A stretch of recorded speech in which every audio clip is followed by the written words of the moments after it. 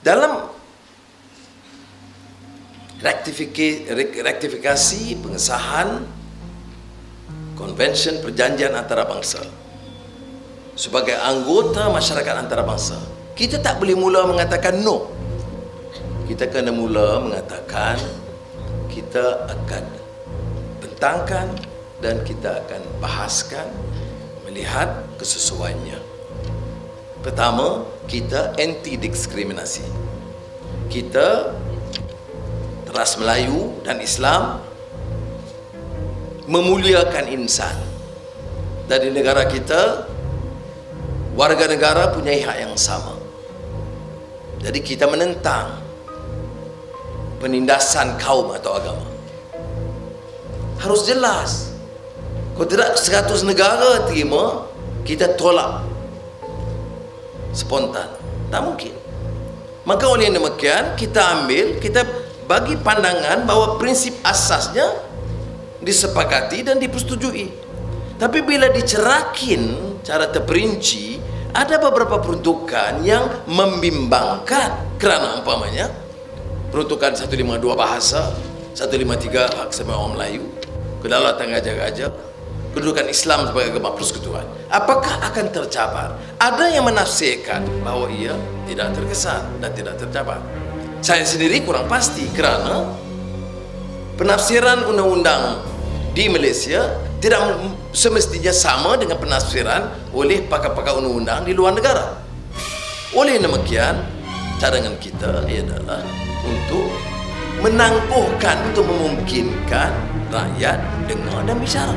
Jangan dipaksakan. Sebab keresahan orang Melayu itu juga berasas kerana kata menurut dalam pahaman kita tentang masyarakat Melayu, ini sudah disepakati dan ini menjadi suatu integral dalam kontrak sosial yang dilembagakan melalui beberapa institusi dan diperkenan melalui perlembagaan negara kita. Jadi pada saya anti diskriminasi. Saya tidak setuju dengan paham perkauman. Saya mahu rakyat Malaysia, Melayu, Cina, India, Sabah, Sarawak merasakan mereka ini punya hak untuk membangunkan negara kita yang sama. Tapi saya juga menekankan bahawa Islam sebagai agama persekutuan yang harus dihayati dan harus dikembangkan, diberikan kefahaman yang lebih. Negara ini tidak boleh lari dari landasan kemelayuan dan Islamnya. Saya menegaskan bahawa kita faham keresahan sebagai masyarakat kita, termasuk masyarakat Melayu, maka tidak wajar dibahaskan oleh satu kelompok, maka harus dibuka untuk perbincangan, tetapi tidak mungkin dilaksanakan atau dipersetujui sekarang. Dan kita harus bincang dengan teliti. Hanya sekiranya kita yakin ia tidak sama sekali menjejaskan kedudukan Islam dan hak keistimewaan Melayu, barulah boleh dipertimbangkan. Tun Mahathir dan saya merasakan biar kita jelaskan kepada rakyat dan kita anggap satu keputusan itu boleh dibuat oleh golongan elit atau penguasa di atas tanpa melibatkan rakyat, dan rakyat resah. Jadi jangan kita biarkan keresahan itu diteruskan. Kerana keutamaan kita sekarang ialah reformasi institusi, ekonomi, menjana pertumbuhan dan pengagihan kekayaan. Ini semua keutamaan yang akan dikesampingkan kerana sibuk tentang sama ada hak keistimewaan Melayu akan hilang atau macam bagaimana apa. Hal-hal ini bagi saya membazir waktu.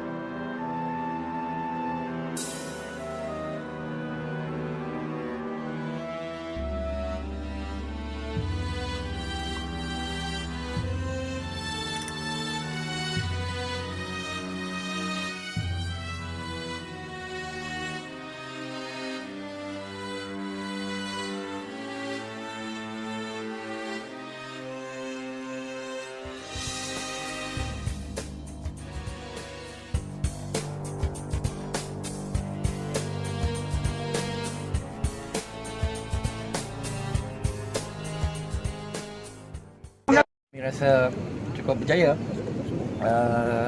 kerana kita dapat berhentikan program ini. Sudah pasti kita memberhentikan program ini mempunyai alasan yang kuat. Kita rata-rata semua di antara kita tahu Freemason adalah kumpulan yang cuba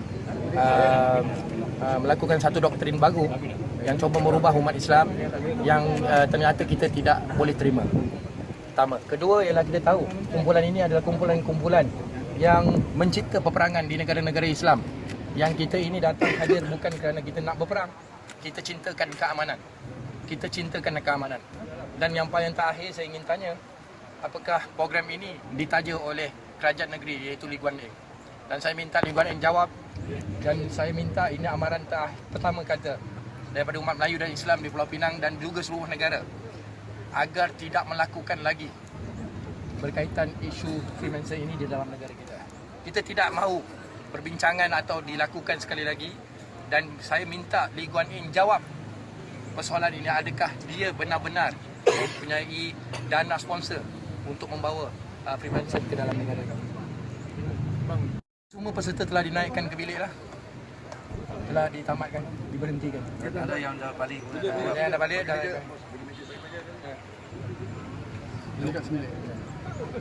Saya mewakili Gerakan Merah juga ingin menegaskan kepada penganjur Freemason di Pulau Pinang ini yang ditaja oleh DAP, pengurusinya Lee Kuan Yew. Jadi kita kena faham, di negara Malaysia ini Islam adalah agama rasmi, agama persekutuan. Kena hormat agama persekutuan Islam ni.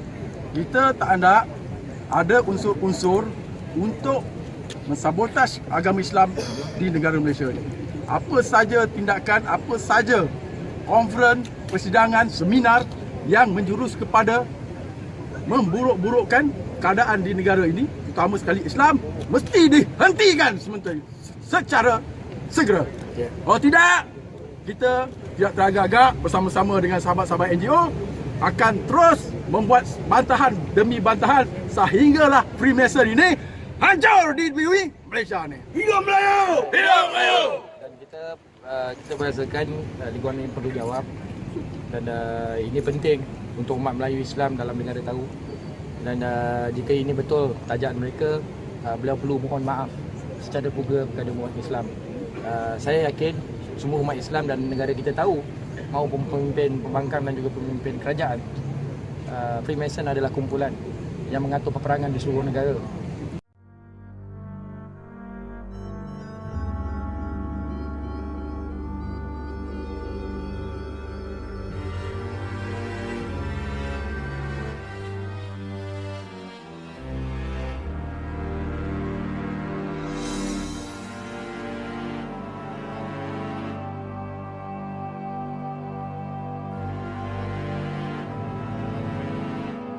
Tidak mungkin setuju, ada pandangan baru, ada fatwa baru, itu soal lain ya.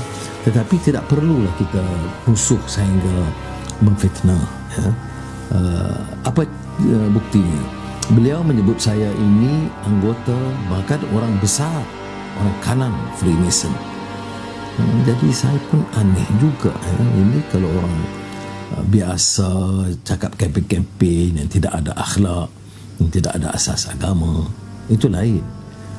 Jadi saya oleh demikian minta staf cari. Rupanya ada nama Anwar dan mereka tahu, kerana ini dikeluarkan dulu ya.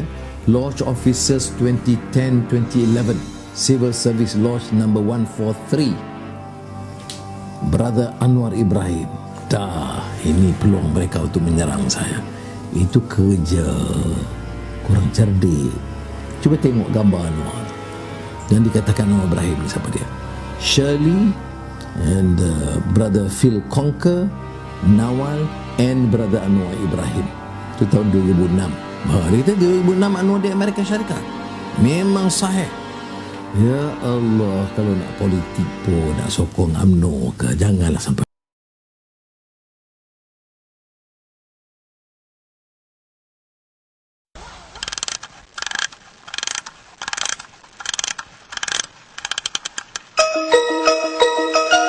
dengan hubungan dengan Amerika. Yang ini jelas sekali. Apabila dianya dilepas daripada penjara, dia terus pergi ke Munich di Germany, dan di situ yang datang berjumpa dengannya ialah Paul Wolfowitz. Paul Wolfowitz ini adalah seorang yang terkenal di seluruh Amerika sebagai penyokong Israel yang cukup kuat. Dia masuk dalam golongan apa yang dipanggil neo-conservative. Mereka yang merancang bagaimana Amerika akan menguasai dunia. Jadi Americans the new century for America. Jadi ini kawan baik Anwar Ibrahim. Dia berada dengan Anwar selama 3 jam di hospital di Munich.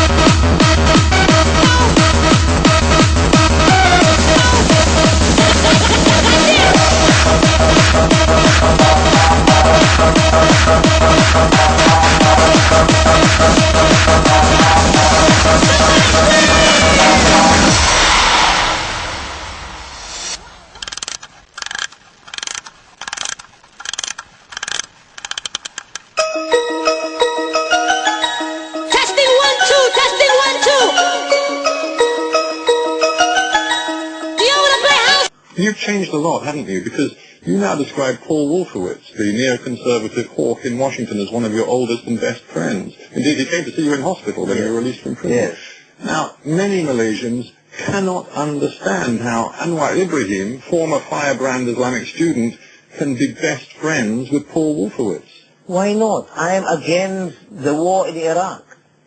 Have you told Paul Wolfowitz? Yes, I told him, and I made a public statement. In fact, in that statement I gave to the media, I was consistent. I said I'm against the war in Iraq. I said it here, I said it in Washington, I said it to Paul Wolfowitz. But do you still want to be a He's not my enemy. I don't think we could apportion the entire blame to Washington. How can you form an alliance with the Islamic Party? Any party has the right to espouse whatever they want. But in that compact for democracy, the issue, the agenda, contentious agenda of Islamic State is not there.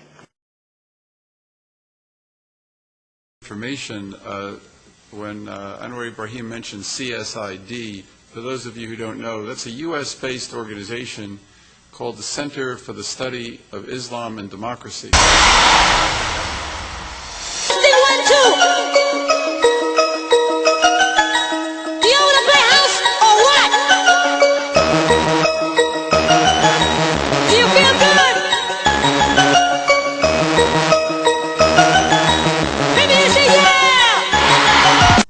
We continue to hear calls for democracy and reform in many languages.